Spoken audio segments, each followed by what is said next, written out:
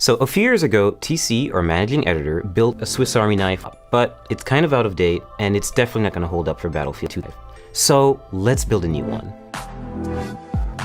You can build a gaming desktop for around $1,000, but I want to go all out, so I spent around $1,000. What do you need to build a desktop? Well, of course, first you need a table.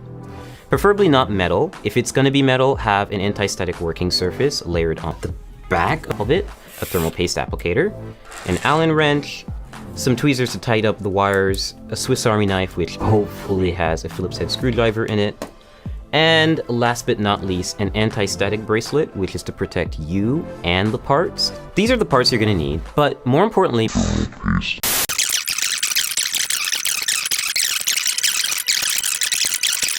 we have a lot of Swiss Army knives and a lot of PC parts, so it's best if you unbox them, isolate the parts that you really need, place items into the case, and make sure that they all fit, and then start working. And now we're really going to start building by adding the thermal paste. You can get really fast SSDs that are really easy to install.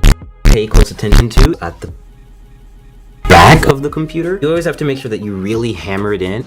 Next, we're going to install the RAM on the motherboard. I chose Corsair's 16GB Vengeance LED RAM for two main reasons. One, it has LEDs and we do like lights in our gaming desktops. Secondly, it has LEDs and we do like thermal paste. It's pretty fast RAM. It's 2666. Speed for gaming is important. Okay, so step 4, we're going to install the graphics card. I chose PNY's GTX. I chose Corsair's 850 watt power supply because I just think it looks nice. Take the brick and make sure that you align it with these little insulating pads so that the power supply doesn't short circuit and come into contact with the rest of the system.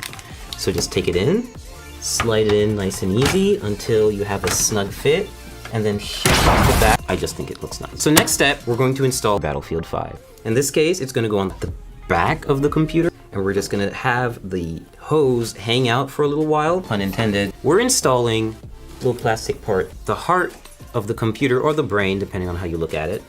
So to do this, we're just going to remove the CPU that they put on the motherboard. We'll just toss that out of here.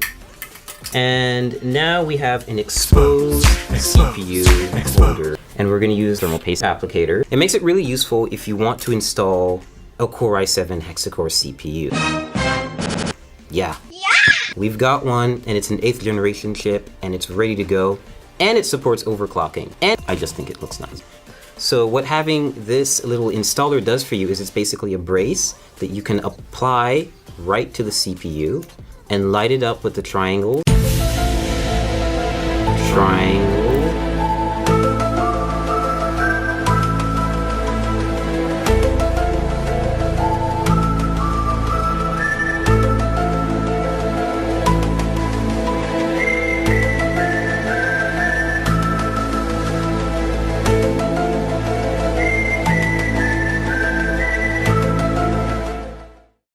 And this will make it easier for us to apply it to the motherboard, and then apply thermal paste, and then apply thermal paste, and then apply thermal paste, and then apply thermal paste, and then apply thermal paste, and then apply thermal paste, and then apply thermal paste, a CPU cooler on top. So we're about to apply thermal paste to the CPU. Every CPU cooler actually comes with a bit of thermal paste already neatly applied in a circle around it, but it's usually enough. It's good, essentially PC building practice to have a little bit extra and layer it on top of the CPU. The final portion is to add the CPU cooler to the top end of the processor. So you're going to see that there are 4 brackets. We fully built the PC, everything's put together, and we got to the post screen.